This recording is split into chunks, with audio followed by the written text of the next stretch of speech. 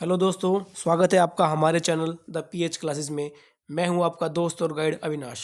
साथियों, आज से हम लोग इस चैनल पर आपके लिए एक नई धुआंधार सीरीज़ लेके आए हैं और इस सीरीज़ का जो टारगेट होगा वो होगा आपका सीटैट 2026। जी हाँ दोस्तों, आप लोगों ने सीटैट 2026 के फॉर्म भर रखे होंगे।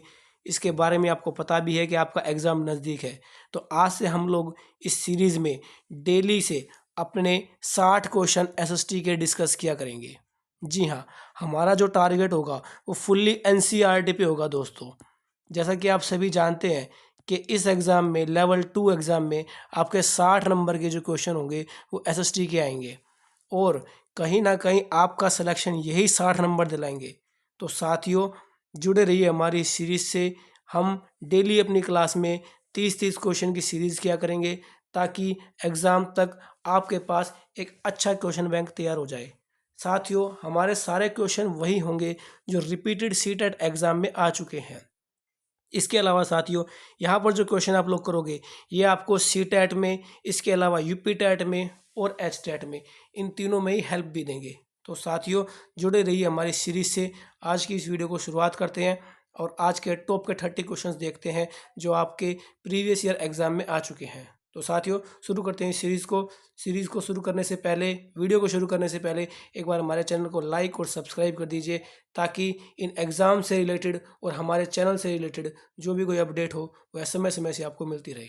चलिए साथियों, शुरू करते हैं आज की वीडियो को। पहला प्रश्न देखिए साथियों, निम्नलिखित में से कौन सा राज्य कंदम्ब मयूर शर्मन ने स्थापित किया था?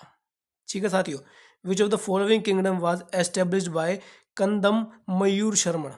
साथियों, मैं आपको बता दूं, अगर आप सीटेट 2026 की तैयारी एसएसटी की कर रहे हो तो आपको छठी से लेकर 10वीं तक की एनसीईआरटी अच्छे से आनी चाहिए। ये क्वेश्चन आपका एनसीईआरटी में से आया हुआ है। तो इस प्रश्न का उत्तर हो जाएगा साथियों, आपका उत्तर नंबर हो जाएगा 2, कर्नाटक में। जी हाँ, मयूर शर्मन ने कंदम राजवंश की स्थापना जो की थी, जिसको वर्तमान में कर्नाटक राज्य के उत्तरी भाग और कोंकण क्षेत्र में शासन किया था इन लोगों ने। ठीक है, तो कर्नाटक में किया था इन्होंने शासन। तो इस क्वेश्चन को आप याद रखिएगा। चलिए साथियों, चलते हैं अपने अगले प्रश्न पर। क्वेश्चन नंबर 32, दूसरे क्वेश्चन पर आज की सीरीज के। ग्रहों के बारे में निम्नलिखित में से कौन सा कथन सही है? जी हाँ, ग्रहों के बारे में आपको बताना है कि इनमें से कौन सा कथन सही है। देखो, वे तारों के प्रकाश से प्रकाशित होते हैं, पहला ऑप्शन ये रहा आपका। दूसरा, वे केवल चट्टानों से बने होते हैं। तो अगला क्वेश्चन का इसका ही तीसरा, सभी ग्रहों के अपने चांद होते हैं। देखो साथियों, मैं आपको सबसे पहले कुछ चीज़ें जो हैं वो क्लियर कर दूं कि ये क्वेश्चन जो है ये आपका छठी क्लास की ज्योग्राफी से आया हुआ है। ठीक है, अब मैं आपको बता दूं इसके बारे में कि वे तारों के प्रकाश से प्रकाशित होते हैं। ये बिल्कुल सही है, जो भी ग्रह होते हैं वो तारों के प्रकाश से प्रकाशित होते हैं। दूसरा अगला जो है आपका कि वे केवल चट्टानों से बने होते हैं। नहीं दोस्तों, ये उत्तर आपका नहीं होगा। चट्टानों से बने नहीं होते, सभी ग्रह केवल चट्टानों से नहीं बने होते। हमारे सौरमंडल में कई स्थलीय ग्रह हैं, जैसे कि बुध ग्रह, शुक्र ग्रह, पृथ्वी ग्रह, मंगल ग्रह। ये मुख्य रूप से चट्टानों और धातुओं से बने हैं। जबकि आपके जो बृहस्पति, शनि, यूरेनस, नेपच्यून, ये जो ग्रह हैं ये सारे मुख्य रूप से गैस से बने हुए हैं, हाइड्रोजन और हीलियम गैस से। तो ये तो आपका बिल्कुल गलत हो गया। अगला देखो, सभी ग्रहों के अपने चांद होते हैं, ये भी आपका गलत हो गया दोस्तों। सभी ग्रहों के अपने चांद नहीं होते। मरकरी और वीनस, याद रखिएगा दोस्तों, मरकरी और वीनस ये दो ग्रह हमारे पास ऐसे हैं हमारे सौरमंडल में जिनके अपने चांद नहीं है। तो इसका प्रश्न का जो है वो केवल ए उत्तर सही होगा। तो ए जो हमारा वो होगा दूसरा ऑप्शन, ये हमारा दूसरा हो गया। ज्योग्राफी की छठी क्लास में से बिल्कुल टिप्स पे ये क्वेश्चन उठाया हुआ है साथियों। अगर आप वहाँ पढ़ोगे तो आपको सौरमंडल के चैप्टर के बारे में बहुत सारी जानकारियाँ मिल जाएंगी। चलिए साथियों, आगे चलते हैं अगले क्वेश्चन पर। अगला क्वेश्चन हमारा ये है, पृथ्वी पर जो तापमान के वितरण को प्रभावित करता है वह महत्वपूर्ण कारक है। पृथ्वी पर आपको बताना है कि तापमान के वितरण को जो भी है इसके बारे में बताना है। तो साथियों, इस प्रश्न का उत्तर हो जाएगा आपका, देखो पहला है आपका भीड़ वाले ऊंचे भवन। ये तो बिल्कुल भी नहीं करता भाई, पृथ्वी पर भीड़ वाले ऊंचे भवन का तो कोई मतलब ही नहीं है। ठीक है, दूसरी बात, इसके बाद आपका आता है ये आथपन अथवा सूर्य से आने वाले विकिरण, यानी कि इसको मैं इंग्लिश में भी पढ़ देता हूँ, इनसोल्यूशन और इनकमिंग सोलर रेडिएशन। जी हाँ, ये हो जाएगा आपका, ये हो जाएगा जी। अगला है ऋतुएं। ऋतुएं बिल्कुल भी नहीं है जी। और चौथा है असफाल्ट से बनी सड़कें, ये भी नहीं होगा। तो साथियों इस प्रश्न का उत्तर हो जाएगा आपका दूसरा। जो सूर्य से आने वाली किरणें होती है ना, वो पृथ्वी पे तापमान को प्रभावित करती हैं। चलिए आगे चलते हैं अगले प्रश्न पर। अगले प्रश्न पर हम लोग देखेंगे, गैर ब्राह्मण आंदोलन पर निम्नलिखित कथनों पर विचार कीजिए और वैध विकल्प को चुनिए। गैर ब्राह्मण आंदोलन के बारे में बताना रखा है। तीन विकल्प है हमारे पास, चलिए पढ़ते हैं तीन विकल्पों को। पहला विकल्प है हमारे पास, यह आंदोलन गैर ब्राह्मण जातियों से आया जिन्होंने शिक्षा तक पहुंच प्राप्त कर ली थी। दूसरा, आंदोलन ने तर्क दिया कि आर्य लोग मूल लोग थे। और तीसरा, आंदोलन उन गैर ब्राह्मण जातियों से आया जिनके पास धन एवं प्रभुत्व था। तो साथियों इस प्रश्न में जो ये वाला आपका बी वाला है ना, आंदोलन में तर्क दिया कि आर्य लोग मूल लोग थे, ये तो बिल्कुल नहीं होगा। ठीक है, तो इसके अंदर जो आपका उत्तर हो जाएगा वो हो जाएगा आपका पहला भी सही है आपका, और ये सी वाला भी सही है। तो इसके हिसाब से आपका दूसरा जो ऑप्शन है ये बिल्कुल ठीक हो जाएगा। आर्य जो लोग थे वो आंदोलन में, ये तर्क बिल्कुल नहीं दिया गया था कि आंदोलन के जो लोग थे या आर्य लोग जो थे वो मूल लोग थे, ये नहीं था। चलिए साथियों अगले चलते हैं अगले प्रश्न पर। निम्नलिखित में से किसने मध्य भारत में चमड़े का काम करने वालों के साथ काम किया तथा सतनामी आंदोलन की शुरुआत भी की थी। सतनामी आंदोलन एनसीईआरटी से उठा रखा है भाई, ये वाला क्वेश्चन भी हूबहू। तो इसके बारे में आपको पता होना चाहिए। इस प्रश्न का उत्तर जो है वो आपका हो जाएगा घासीदास। जी हाँ, मध्य भारत में चमड़े का काम करने वाले जो थे इनके साथ सतनामी आंदोलन की शुरुआत जो की थी वो गुरु घासीदास जी ने की थी, जिन्होंने 19वीं सदी में इस आंदोलन का नेतृत्व भी किया था। ठीक है दोस्तों, तो इसका आप याद रखिएगा, गुरु घासीदास जो है इस प्रश्न का उत्तर हो जाएगा। चलिए आगे चलते हैं अगले प्रश्न पर। किस प्रकार की पवनें स्थल एवं समुद्री समीर होती है? ये देखिए, what type of winds are land and sea breeze. तो साथियों इस प्रश्न का जो उत्तर है वो हो जाएगा आपका लोकल विंड्स, सी। तीसरा जो है स्थानीय पवनें। ठीक है, स्थानीय पवनों के बारे में मैं आपको बता दूं, जो दिन और रात में जमीन और समुद्र के अलग अलग गर्म और ठंडा होने का काम करती है, उनकी वजह से चलती है ये लोकल विंड्स। ठीक है, दिन में समुद्र से जमीन की ओर चलने वाली हवा को समुद्री समीर भी कहते हैं, ये भी आपको पता होना चाहिए। चलिए साथियों आगे चलते हैं अगले प्रश्न पर। अगला क्वेश्चन है साथियों सामाजिक विज्ञान पढ़ाते हुए कक्षा में एक छात्र आपसे पूछता है, विषुवत रेखा पर हम सभी देशांतरों के बीच की दूरी का मापन कैसे कर सकते हैं? इस मापन हेतु कौन सा उत्तर सही होगा? देखो जी, विषुवत रेखा की दुगनी लंबाई को 90 से विभाजित करना ये गलत हो जाएगा जी। विषुवत रेखा की लंबाई को 180 से विभाजित करना ये भी गलत हो जाएगा। ये आपका ज्योग्राफी का क्वेश्चन है। विषुवत रेखा की लंबाई को 360 से विभाजित करना ये कुछ हद तक ठीक है, सही है ये। विषुवत रेखा की आधी लंबाई को 360 से विभाजित करना ये गलत हो जाएगा। तो साथियों इस प्रश्न का जो उत्तर है वो आपका तीसरा हो जाएगा। ठीक है, विषुवत रेखा की लंबाई को 360 से विभाजित करना इस प्रश्न का उत्तर हो जाएगा। चलिए आगे चलते हैं अगले प्रश्न पर। निम्नलिखित में से शैल चक्र का सही क्रम क्या है? करेक्ट सीक्वेंस बताना है भाई रोक साइकिल का। बहुत ही बढ़िया क्वेश्चन है, DSSB में भी आया हुआ है और आपका CTAT में भी आ रहा है। ठीक है, तो देखते हैं इसमें हम। पहले इग्निशियस रॉक है, फिर मैग्मा है, फिर मेटामॉर्फिक है। दूसरा सेडिमेंट्री रॉक है, फिर मेटामॉर्फिक रॉक है, फिर मैग्मा है। फिर इग्निशियस रॉक है, मेटामॉर्फिक रॉक है और सेडिमेंट्री रॉक है। और चौथा है आपका मैग्मा, मेटामॉर्फिक रॉक और सेडिमेंट्री रॉक। देखो दोस्तों, मैं आपको इसकी साइकिल बता देता हूँ एक बार। अगर आप इसकी साइकिल को एक बार समझ लोगे ना, तो आपको इस प्रश्न का उत्तर हमेशा हमेशा के लिए याद हो जाएगा। सबसे पहले होता है इग्निशियस। इग्निशियस याद रखना भाई। ठीक है, ये इग्निशियस वो होती है जिसको आग नहीं बोलते हैं। सबसे पहले जो रॉक होती है वो इग्निशियस रॉक होती है। उसके बाद वो सेडिमेंट्री रॉक में कन्वर्ट होती है। ठीक है, सेडिमेंट्री रॉक को आप अवसादी रॉक भी बोल सकते हो। उसके बाद जो होती है ये आपकी जो होती है ये मेटामॉर्फिक रॉक होती है, मेटामॉर्फिक रॉक। और ये मेटामॉर्फिक रॉक को आप कायांतरित या रूपांतरित भी बोल सकते हो। ठीक है, और लास्ट में बनता है जी मैग्मा।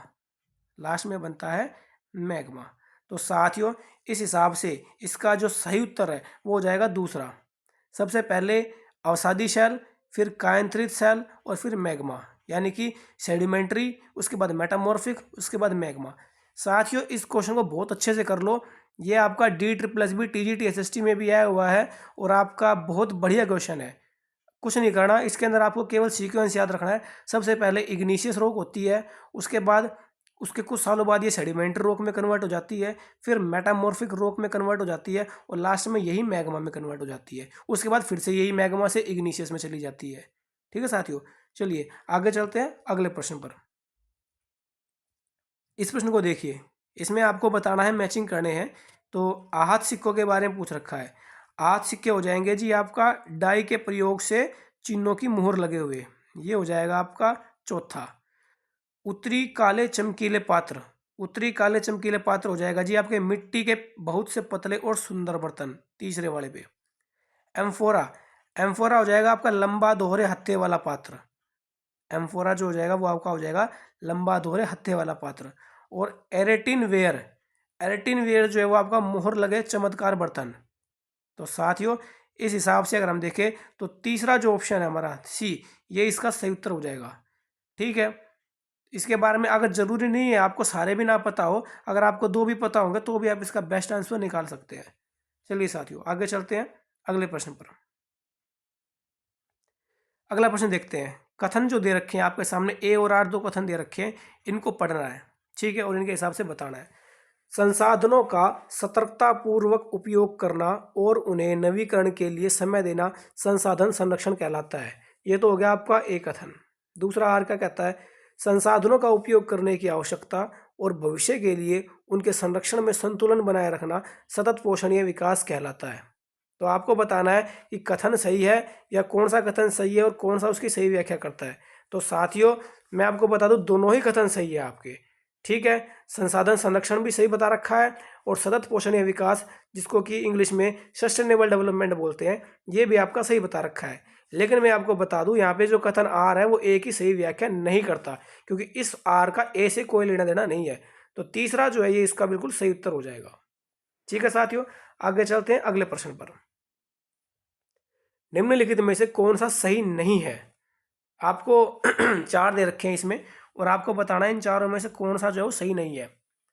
पहला देखते हैं, 1870 और 1880 के दशक में ब्रिटिश शासन के प्रति असंतोष और ज़्यादा गहरा हुआ। जी हाँ, बिल्कुल सही है। 1857 की क्रांति के बाद में 1870 और 80 के दशक में ब्रिटिश शासन के प्रति असंतोष बहुत ज़्यादा गहरा गया था। अगला, इसमें आपको देखो इनकरेक्ट बताना, याद रखना कभी आप करेक्ट को ढूंढ लो।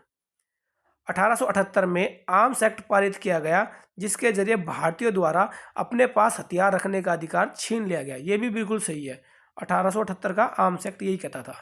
अगला, सरकार का समर्थन करने के लिए 1880 में वर्नाकुलर प्रेस एक्ट पारित किया गया था। ये गलत हो जाएगा जी आपका। चलो जी, ये गलत क्यों हो जाएगा, क्योंकि वर्नाकुलर प्रेस एक्ट जो था ये आपका 1880 में नहीं आया था दोस्तों, 1878 में आया था। साथियों इस प्रकार से पढ़ोगे ना तो आपकी एसएसटी तो अच्छी होगी होगी, इसके अलावा आपका सीटेट का पेपर भी निकलेगा और आपकी जो जीके है वो भी अच्छी होगी। इससे आपको पता चलेगा कि वर्नाकुलर प्रेस एक्ट जो था वो 1878 में आया था, ना कि 1880 में। ठीक है, मैं आपको बता दूं वर्नाकुलर प्रेस एक्ट जो था वो 1878 में तत्कालीन वायसराय लॉर्ड लिटन द्वारा पारित किया गया था, जिसका उद्देश्य भारतीय भाषाओं के समाचार पत्रों पे सेंसरशिप लगा के ब्रिटिश सरकार की आलोचना को रोकना था। ठीक है, यह अधिनियम 1882 में लॉर्ड रिपन द्वारा रद्द कर दिया गया था। तो लागू करने वाला कौन था, लिटन। ठीक है, हटाने वाला कौन था, रिपन। ठीक है साथियों, तो याद रखिएगा, ऐसे पढ़ाई कीजिए ताकि आपको इससे रिलेटेड एक दो बातें और याद हो जाए। आगे चलते हैं अगले प्रश्न पर। अगला प्रश्न देखते हैं, घास के मैदानों के बारे में दिए गए निम्न कथनों पर विचार कीजिए और सही विकल्प का चयन कीजिए। देखो भाई इसमें हमें ढूंढना है सही विकल्प। चलो सही विकल्प को देखते हैं, इसके बारे में क्या बताता है, ये सही विकल्प कहाँ आता है। घास के मैदानों के निर्माण में जलवायु एक महत्वपूर्ण भूमिका निभाती है। अगला, प्रेरीज में वार्षिक वर्षा मध्यम स्तर की होती है, जबकि वेल्स में सर्दियों के महीने में सूखा पड़ सकता है। तीसरा है, वेल्स में वनस्पति आवरण विरल है। और अगला हो गया आपका, वेल्स उत्तरी गोलार्ध में पाया जाता है, जबकि प्रेरी दक्षिणी गोलार्ध में पाया जाता है। साथियों मैं आपको बता दूं ये जो आपका डी वाला ऑप्शन है ये इसका गलत है। ठीक है, आपका पहला भी ठीक है, बी भी ठीक है और सी भी ठीक है। डी गलत क्यों हो गया भाई, डी गलत इसीलिए हो गया क्योंकि इसमें दे रखा है कि वेल्स उत्तरी गोलार्ध में पाया जाता है। नहीं साथियों, वेल्स जो है वो आपका दक्षिणी अफ्रीका के घास के मैदान में है और दक्षिणी गोलार्ध में पाए जाते हैं, जहाँ पे हल्की सर्दियाँ होती है और गर्म ग्रीष्मकाल होते हैं। ऐसे ही जो आपके प्रेरी जिसमें बता रखा है ये भी गलत दिखा रखा है। प्रेरी जो है ये आपके दक्षिणी गोलार्ध में नहीं, ये आपके उत्तरी गोलार्ध में पाए जाते हैं। उत्तरी अफ्रीका के समशीतोष्ण घास के मैदान जो होते हैं ना, वहीं पे उत्तरी गोलार्ध में स्थित होते हैं, जहाँ पे गर्म ग्रीष्मकाल और ठंडी सर्दियाँ होती है। तो ये वाला आपका गलत हो गया। इस हिसाब से आपका जो दूसरा है ये सही हो जाएगा। आपका ए भी ठीक है, बी भी ठीक है, सी भी ठीक है, डी गलत हो जाएगा। चलिए साथियों आगे चलते हैं अगले प्रश्न पर। अगला प्रश्न ये दिया गया आपके सामने, उत्तर मेरेरु अभिलेख के अनुसार सभा का सदस्य कौन हो सकता था। एनसीईआरटी का क्वेश्चन आ गया भाई। जो लोग ये कहते हैं ना कि सिर्फ आप कोई कोचिंग ले लो या कोई किताब पढ़ लो, कोई भी कंपटीशन की, उससे आपका काम चल जाएगा, बिल्कुल नहीं चलेगा साथियों। देखो डायरेक्ट एनसीईआरटी से क्वेश्चन उठा के दे दिया आपका, बहुत बढ़िया क्वेश्चन दिया है। उत्तर मेरेरु अभिलेख के अनुसार सभा का सदस्य कौन हो सकता था। देखो पहला है ऐसी भूमि का स्वामी जहां से भू राजस्व वसूला जाता था। दूसरा, उनकी उम्र 25 से 70 के बीच होनी चाहिए। अगला, उनके पास अपना घर होना चाहिए। डी, उन्हें वेदों का ज्ञान होना चाहिए। तो साथियों मैं आपको बता दूं इसमें जो आपका बी है ये बिल्कुल गलत हो जाएगा। उनकी उम्र जो है ना 25 से 70 के बीच में नहीं होनी चाहिए, उनकी उम्र 35 से 70 के बीच में होनी चाहिए। अब ये कैसे पता चलेगा भाई, एनसीईआरटी पढ़ोगे तो उसमें साफ साफ लिखा हुआ है कि उत्तर मेरेरु अभिलेख के अनुसार सभा का सदस्य होने के लिए 35 से 70 के बीच की उम्र होनी चाहिए, 25 से 70 नहीं। तो देखो आपका पहला भी ठीक है, सी भी ठीक है, डी भी ठीक है, तो ये आपका जो पहला है ये ठीक हो जाएगा। ठीक है, चलो आगे चलते हैं अगले प्रश्न पर। डैश एक स्थिति का संदर्भ देती है जहां किसी व्यक्ति के पास वे संसाधन और अवसर नहीं होते जो अन्य व्यक्तियों को उपलब्ध है। देखो पढ़ने से पता लग रहा है इस प्रश्न का उत्तर आपका असमानता हो जाएगा। असमानता के बारे में बता रखा है कि असमानता एक स्थिति है जहां किसी व्यक्ति के पास वे संसाधन और अवसर नहीं होते जो अन्य व्यक्तियों को उपलब्ध है। असमानता के बारे में बता रखा है, बिल्कुल सिंपल इनइक्वालिटी के बारे में।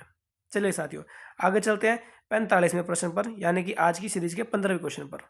ये देखो इसमें फिर से मैचिंग आ गई है, तो आपको मैचिंग बतानी है। देखो निर्वाह कृषि के बारे में आपने पढ़ा होगा जरूर, गहन निर्वाह कृषि के बारे में पढ़ा होगा और स्थानांतरित कृषि के बारे में पढ़ा होगा। चलिए देखते हैं निर्वाह कृषि के बारे में क्या लिखा है। कृषक परिवार की आवश्यकताओं को पूरा करने के लिए की जाती है। बिल्कुल साथियों सही जवाब है। जो निर्वाह कृषि होती है वो केवल जो कृषक परिवार की न्यूनतम आवश्यकताएं हैं उनको पूरा करने के लिए होती है। दूसरा, गहन निर्वाह कृषि सघन जनसंख्या वाले क्षेत्र में प्रचलित होती है। बिल्कुल सही साथियों, ये भी सही हो जाएगा कि जो गहन निर्वाह कृषि होती है वह सघन जनसंख्या वाले क्षेत्र में ही प्रचलित होती है। अगला है आपका स्थानांतरित कृषि। स्थानांतरित कृषि के बारे में बता रखा है व्यक्ति और पशु एक स्थान से दूसरे स्थान पर जाते हैं। देखो साथियों ये कुछ हद तक गलत हो जाएगा। देखो मैं आपको बता दूं आपका ना स्थानांतरित कृषि होते क्या है। स्थानांतरित कृषि ना एक पुरानी कृषि पद्धति है जिसमें किसान जंगल के एक हिस्से को काट के और उसको जला के साफ करते हैं, उस पर फिर कुछ साल के लिए खेती करते हैं, और जब मिट्टी की जो उत्पादन क्षमता जिसको कि उर्वरकता बोलते हैं जब वो कम हो जाती है तो उसको छोड़ के किसी दूसरे स्थान पर चले जाते हैं और फिर वहाँ भी यही प्रक्रिया सेम दोहराते हैं। इसको कहीं कहीं झूम खेती, घुमंतू खेती और स्थानांतरित कृषि भी बोलते हैं। तो पशु का तो कोई इसमें है ही नहीं कि एक स्थान से दूसरे स्थान पर चले गए, ऐसा नहीं होता। ये पहले वहाँ पर रहते हैं, उस जमीन पे जंगल को काटते हैं, साफ करते हैं, जलाते हैं और खेती करने के बाद जब उसकी उत्पादन क्षमता कम हो जाती है तो उसको छोड़ के फिर दूसरे पे चले जाते हैं। तो साथियों इसका आपका जो हो गया पहला और दूसरा ठीक है, तीसरा गलत है। तो आपका दूसरा ऑप्शन बिल्कुल सही हो जाएगा, ए और बी सही है। चलिए साथियों आगे चलते हैं अगले प्रश्न पर। दो कथन दिए हुए हैं। देखो सीटेट के अंदर ना आपको ऐसे प्रश्न बहुत सारे मिलेंगे दो कथनों वाले, तो आपको इसके लिए कंसेप्ट अच्छे से क्लियर होने चाहिए। पहला कथन देखो क्या कहता है, राजा राम मोहन राय ने कलकत्ता में ब्रह्मो सभा के नाम से एक सुधारवादी संगठन बनाया था। ठीक है, ये बिल्कुल सही है भाई। ठीक है, ब्रह्म समाज की जो स्थापना थी राजा राम मोहन राय ने कलकत्ता में करी थी। अगला, वह मानते थे कि समाज में परिवर्तन लाना और अन्यायपूर्ण तौर तरीकों से छुटकारा पाना जरूरी है। ये भी सही है। तो दोनों सही हो गए हमारे, लेकिन मैं आपको बता दूं ए जो है वो आर की सही व्याख्या कर रहा है इसके अंदर। ठीक है, राजा राम मोहन राय ने कलकत्ता में ब्रह्म समाज की स्थापना की थी, और किसी ने की थी क्योंकि उनका मानना था कि समाज में परिवर्तन लाना और अन्यायपूर्ण तौर तरीकों से छुटकारा पाना जरूरी है इस सभा के तहत। तो साथियों इसमें ए और आर दोनों सही है, और ए आर की सही व्याख्या करता है। इसका आपका दूसरा जो हो जाएगा सही उत्तर हो जाएगा। चलिए आगे चलते हैं अगले प्रश्न पर। चलिए आगे आ गया। अब देखो इसमें वही है, अब आपको चारों नहीं पता ना, तो जो मैं आपको आसान आसान से बता दूं, जो कि आपको पता ही होना चाहिए अगर आप हिस्ट्री पढ़ रहे हो तो, एसएसटी पढ़ रहे हो तो, एसएसटी की तैयारी कर रहे हो तो, ये तो आपको बेसिक सी चीज़ें ये आपको पता ही होनी चाहिए। तो मैं आपको बताता हूँ साथियों इसके अंदर कि अरिकमेडु, देखो अरिकमेडु सबसे आसान है, इसमें से आप अरिकमेडु को ढूंढ लो जो सबसे आसान है, और अरिकमेडु का हो जाएगा तटीय निवास। अगर ये पता है तो कुछ हद तक आप इसका उत्तर निकाल सकते हो। गृहपति की बात करता हूँ, देखो गृहपति हो जाएगा आपका स्वतंत्र कृषक, ठीक है। श्रेणी, श्रेणी किस लिए था भाई, श्रेणी जो था वो शिल्पकार के तहत था। और अधिमयी, अधिमयी जो था ये आपके भूमिहीन मजदूर थे। तो इस हिसाब से हमारा जो पहला उत्तर है ये बिल्कुल सही उत्तर कहलाएगा, तो ये हमारा सही उत्तर हो जाएगा। आगे चलते हैं साथियों क्वेश्चन नंबर 48 यानी कि आज की सीरीज के 18वें क्वेश्चन पर। निम्नलिखित में से किस दिन प्रत्येक वर्ष पर्यावरण दिवस मनाया जाता है?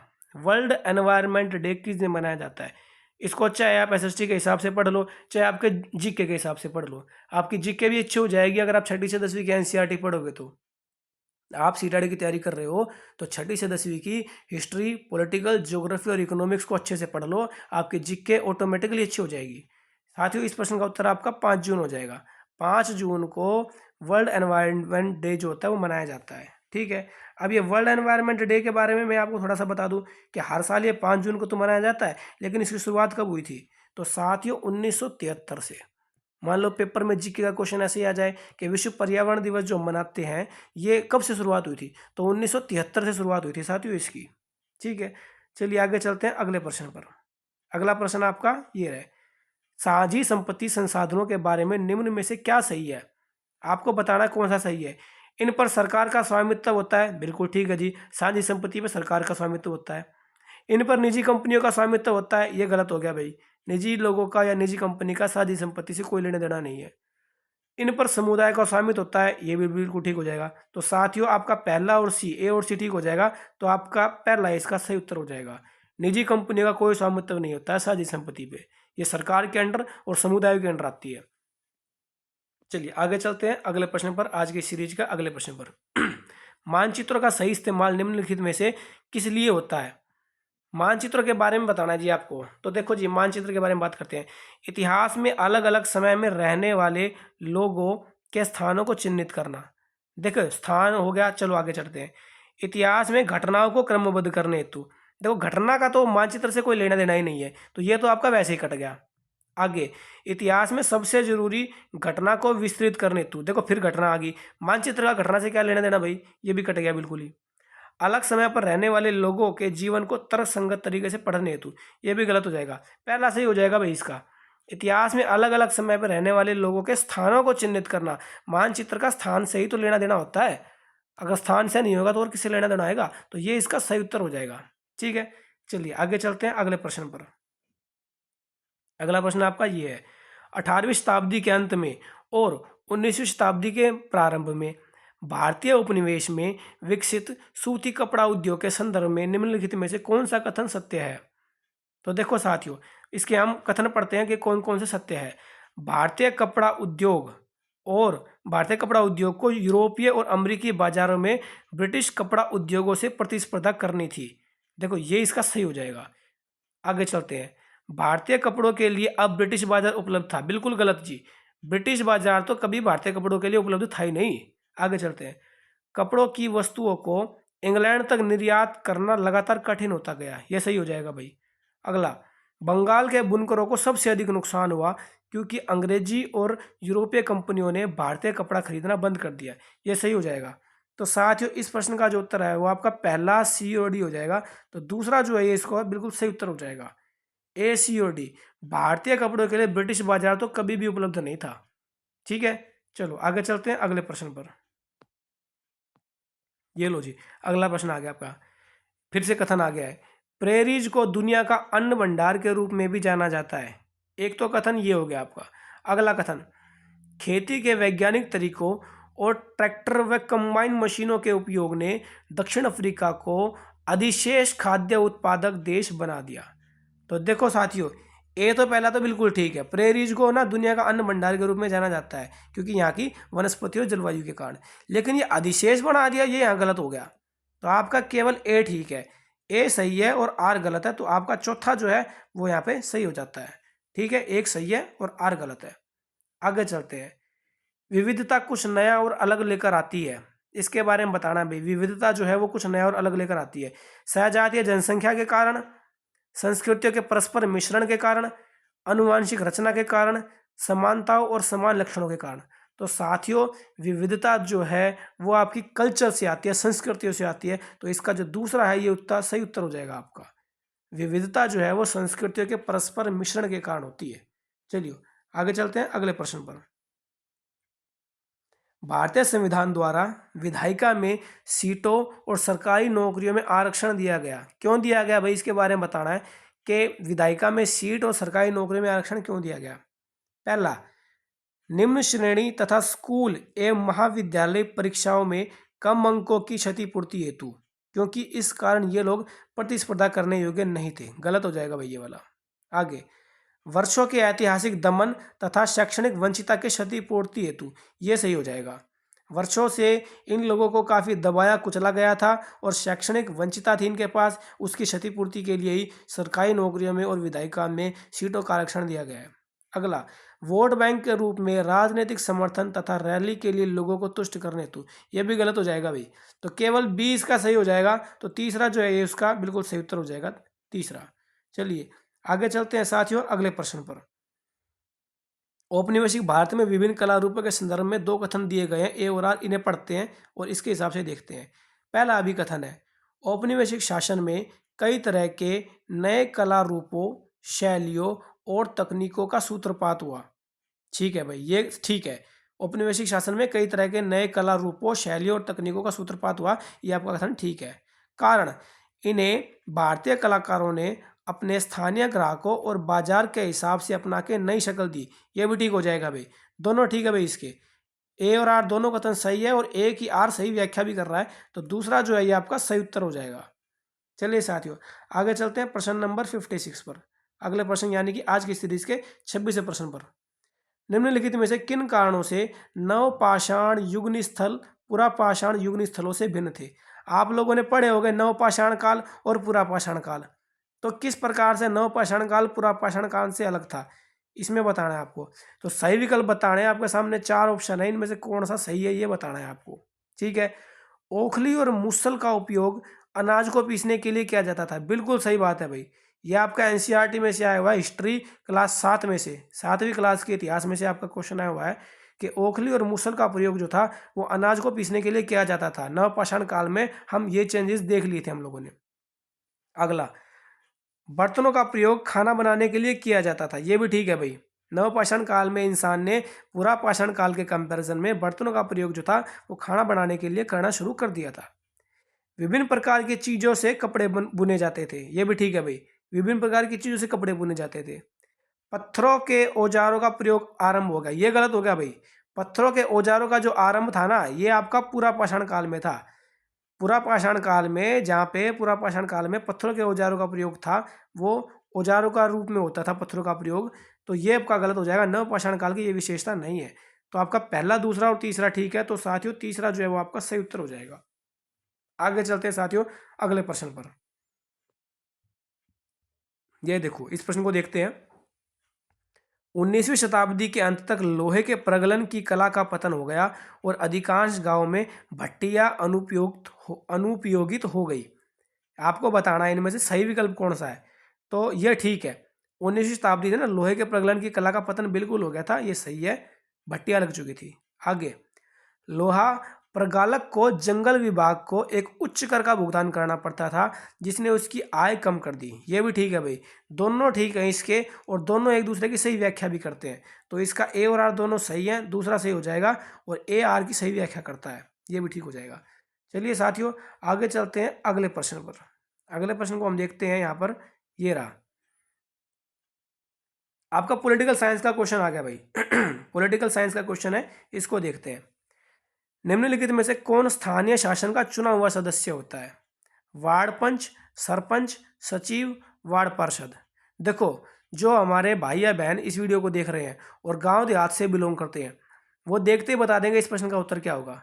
चलो मैं थोड़ी सी हिंट दे देता हूँ आपको। आप लोगों ने एक वेब सीरीज देखी होगी ना, पंचायत, पंचायत एक वेब सीरीज आई थी अभी, सचिव जी वाली, है ना।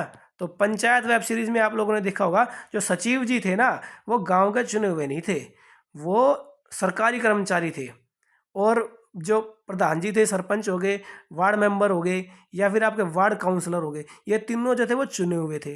तो देखो, वेब सीरीज देखने का फायदा आपको इसमें मिलेगा। सचिव जी थे, वो चुने हुए सदस्य नहीं थे, तो चुने हुए सदस्य आपका ए, बी और डी हो जाएगा। तो साथियों, पहला इस प्रश्न का उत्तर हो जाएगा। ठीक है, सचिव जो होता है वो सरकारी कर्मचारी होता है, ना कि जनता के द्वारा चुना हुआ। चलिए आगे चलते हैं अगले प्रश्न पर। निम्नलिखित में से किस तारीख को गांधी जी ने भारतीय लोगों को रोलर एक्ट के अहिंसक विरोध के दिन मनाने को कहा था? एनसीईआरटी का क्वेश्चन है साथियों। इसके अलावा बता दूं आपको, जीके के अंदर भी आया हुआ क्वेश्चन है ये। जी हाँ, जीके के अंदर आया हुआ क्वेश्चन है। हम सभी जानते हैं कि किस तारीख को गांधी जी ने भारतीय लोगों को रोलर एक्ट के अहिंसक विरोध का दिन मनाने के लिए कहा था? 6 अप्रैल 1919 भाई। 13 अप्रैल मत कर देना भाई, 13 अप्रैल नहीं होएगा। 13 अप्रैल को तो जलियांवाला बाग हत्याकांड वाली घटना हुई थी। यहाँ पे क्या हुआ था, गांधी जी ने भारतीय लोगों से रोलर एक्ट के अहिंसक विरोध के लिए 6 अप्रैल 1919 का दिन चुना था, जब उन्होंने राष्ट्रव्यापी हड़ताल और सत्याग्रह का आह्वान किया था। ठीक है, जलियांवाला बाग से पहले की घटना थी ये, जब रोलर एक्ट जो काला कानून जो था, जिसके विरोध में गांधी जी ने इसको मनाने के लिए कहा था। चलिए साथियों आगे चलते हैं और आज की वीडियो का आखिरी प्रश्न देखते हैं साथियों। यह आज की क्लास का आखिरी प्रश्न हो जाएगा। तो जब ग्रीनविच पर 1 बजे, दोपहर का 1 बजा हुआ है, जब ग्रीनविच पे दोपहर का 1 बजा होगा, तो ग्रीनविच के 60 डिग्री पश्चिम और 60 डिग्री पूर्व में क्रमशः क्या समय होगा? तो मैं आपको बता दूं साथियों, अगर ग्रीनविच में 1 बजे का समय होगा ना, तो 60 डिग्री पश्चिम पे तो हो जाएगा 9 बजे सुबह के, और 60 डिग्री पूर्व पे हो जाएगा शाम के 5 बजे। तो आपका तीसरा जो उत्तर है वही बिल्कुल सही हो जाएगा।